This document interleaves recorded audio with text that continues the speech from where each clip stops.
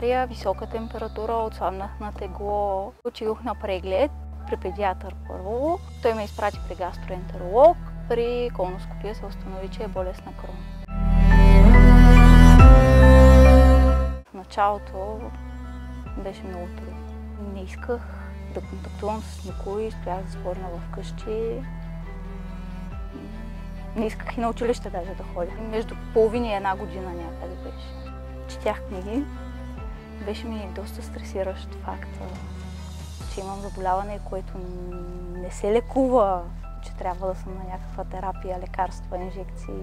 По принцип, пациентите с този тип заболявания, те не могат да излязат от къщи, защото имат чести позиви за дефекация, че имат болки в корема. Този тип заболявания нарушават изключително много човешкия комфорт.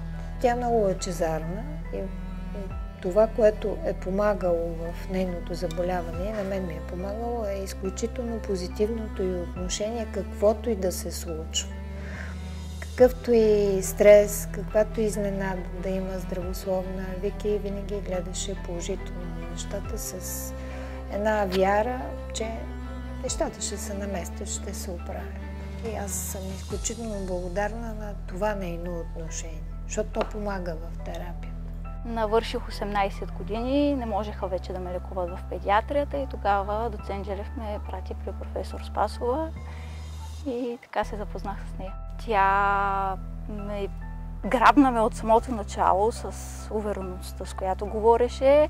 Винаги е била до мене, винаги ме е подкрепяла и ме е насърчавала. Като я видях, бях малко изплашена от нея. Държи нещата под контрол. Не кривнах един път от пътя. Тя успя да ме върне. Отидох в доста тежко състояние при нея. Тя ме увика. Скара ми се доста строго.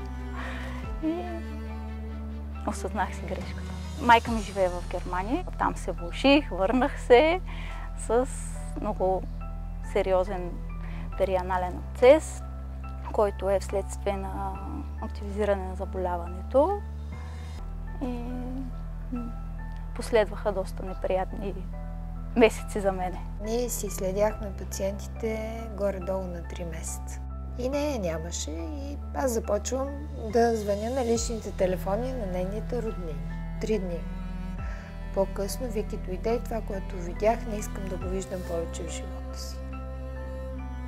А беше една страшна картина. Аз си простих, защото нямам друг избор и защото като майка разбирам, че тя отишла да види майка си. Това е нещо много емоционално, много хубаво и какъвто и упрек да съм имала, аз съм го забравила. Пиех много лекарства тогава, като брой хапчета. Професор Спасова прецени, че по-добре да остана по-малко хапчета и да мина на биологично лечение. Беше ми много страх, бях прочела предварително страничните ефекти, но тя ме успокои, че всичко ще бъде наред. И е така. Станах студентка, започнах работа, запознах с съпругът ми, имаме детенце на 5 годинки. Преди да забременея имах притеснение дали заболяването може да се прояви при детето. Тогава обсъдихме въпроса с професор Спасова и тя ме успокои и каза, че вероятността е малка. Да, мога да кажа, че се чувствам здрав човек. Тази група заболявания са нелечими болести. Фактът, че се чувстват като здрави хора, означава, че ние сме успели да постигнем един адекватен контрол на симптоматиката и контрол на самото заболяване. Изключително голям късмет на България и щастие на българските пациенти навлязаха и съвременните терапии, съвременната биологична терапия.